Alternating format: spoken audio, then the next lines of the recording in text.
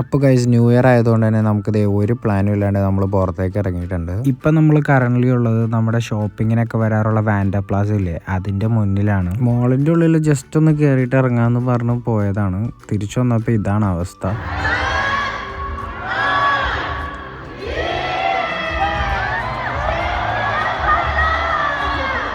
ഓരോ നാട്ടിലും ഓരോ രീതിയിലല്ലേ ന്യൂ ഇയർ സെലിബ്രേറ്റ് ചെയ്യുന്നത്. ഇവിടുത്തെ രീതി ഇങ്ങനെയാണ്. ബലൂണൊക്കെ പറത്തി കഴിഞ്ഞപ്പോഴത്തേക്ക് എല്ലാവരും പോകാൻ തുടങ്ങി. ആ ഗ്യാപ്പിൽ നമ്മളിതേ സ്റ്റേജ് കാണുന്ന രീതിക്ക് എത്തിയിട്ടുണ്ട്. നേരത്തെ ഉണ്ടായതിൻ്റെ പാതി ആൾക്കാരുള്ളത്, പക്ഷെ എന്നിട്ട് എത്ര പേരുണ്ടെന്ന് നോക്കും. എല്ലാവരും പോയിട്ട് ഇവരൊക്കെ നിൽക്കണം എന്തിനാന്ന് നിങ്ങൾക്ക് ആദ്യം മനസ്സിലായില്ല, പിന്നെ മനസ്സിലായി.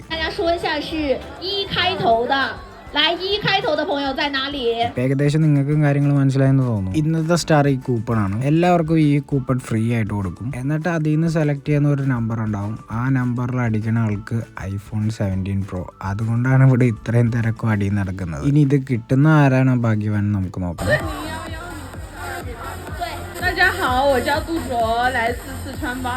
അപ്പൊ ഗൈസ് ആ സ്റ്റേജിൽ കാണുന്നതാണ് നമ്മുടെ ഈ വർഷത്തെ ഭാഗ്യവാൻ. ഏതായാലും ഇത്ര ആൾക്കാരിൽ നിന്ന് ഒരു iPhone 17 കിട്ടാന്ന് വെച്ച് കഴിഞ്ഞാൽ ഈ വർഷത്തിന്റെ സ്റ്റാർട്ടിങ് പുള്ളിക്കാരിയുടെ കലക്കി. വാട്ടേ സ്റ്റാർട്ട്. അത് കഴിഞ്ഞപ്പോൾ തന്നെ യൂഷ്വലി പോലെ കുറെ ചൈനീസുകാർ ഞങ്ങളുടെ ഫോട്ടോ എടുക്കാൻ വന്നു. അതിലെടുത്ത് പറയേണ്ടത് ഈ ഒരു കുട്ടീനെയാണ്. കാരണം നമ്മുടെ ഫോട്ടോ എടുത്തിട്ട് ആ ഫോട്ടോ ഒക്കെ നമുക്ക് അയച്ചു തന്നു. അവിടുന്ന് പിന്നെ നമ്മൾ നേരെ പോയത് പബ്ബിലേക്കാണ്. വാൻഡ പ്ലാസയുടെ അടുത്തുനിന്ന് കുറച്ച് ദൂരെയാണ് ഈ പബ്ബ് ഉള്ളത്. അതുകൊണ്ട് തന്നെ നമ്മളൊരു ടാക്സി ഒക്കെ വിളിച്ച് നേരെ ഇവിടെ എത്തി. പെട്ടെന്നിട്ട പ്ലാൻ ആയതുകൊണ്ട് നമ്മൾ നേരത്തെ റിസർവ് ചെയ്തിട്ടുണ്ടായില്ല. എന്തോ ഭാഗ്യത്തിന് ഒരു ടേബിൾ നമുക്ക് കിട്ടി. നമ്മൾ ഉദ്ദേശിച്ചത് വേറെ ടൈപ്പ് പബ്ബാണെങ്കിൽ ഇപ്പോൾ വന്നിട്ടുള്ളത് മ്യൂസിക് പബ്ബാണ്. അപ്പോൾ ഇതിൻ്റെ ഉള്ളിലെ സെറ്റപ്പ് ഇത് ഇങ്ങനെയാണ്.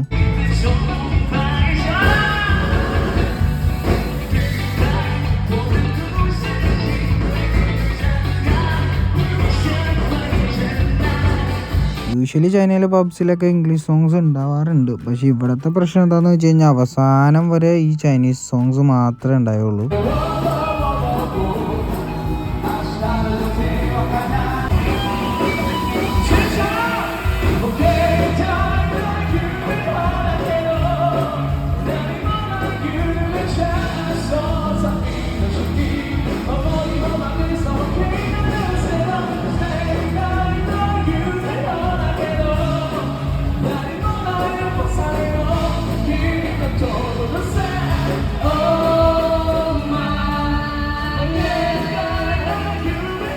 ഇവിടെ അന്വേഷിച്ച് കഴിഞ്ഞപ്പോൾ ഇവർ പറഞ്ഞത് മോർണിംഗ് 4:30 വരെ ഇവരുടെ ഈ മ്യൂസിക് ഷോ ഉണ്ടാവും എന്നാണ് പറഞ്ഞത്. അത് കേട്ടപ്പോൾ കൂടുതലുള്ളവരാണെങ്കിൽ എന്നാൽ പിന്നെ മൊത്തം കണ്ടിട്ടേ പോകണുള്ളൂ എന്നും പറഞ്ഞ് അവിടെ ഇരുന്ന് 1-2 മണിക്കൂറാണെങ്കിൽ കുഴപ്പമില്ല. 3-4 മണിക്കൂറൊക്കെ ഇത് കേട്ടിരിക്കാന്ന് വെച്ച് കഴിഞ്ഞാൽ അയ്യോ അതിന് വല്ലാത്ത ക്ഷമ വേണം. ഞാൻ എൻ്റെ ക്ഷമയുടെ അറ്റം കണ്ടു. ഇവർക്ക് ഇങ്ങനത്തെ സോങ്സ് അല്ലാണ്ട് സ്ലോ സോങ്സ് ഉണ്ട്, അത് ഞാൻ കാണിച്ചു തരാം കേട്ടോ.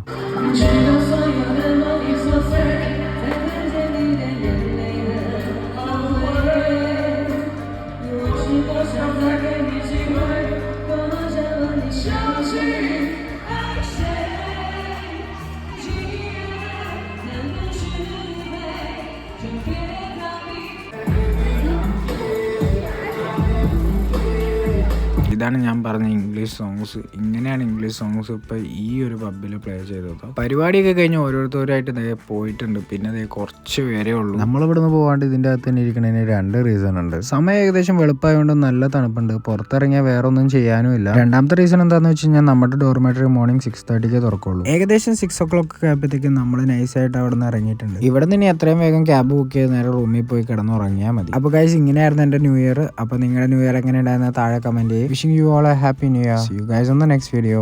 Bye.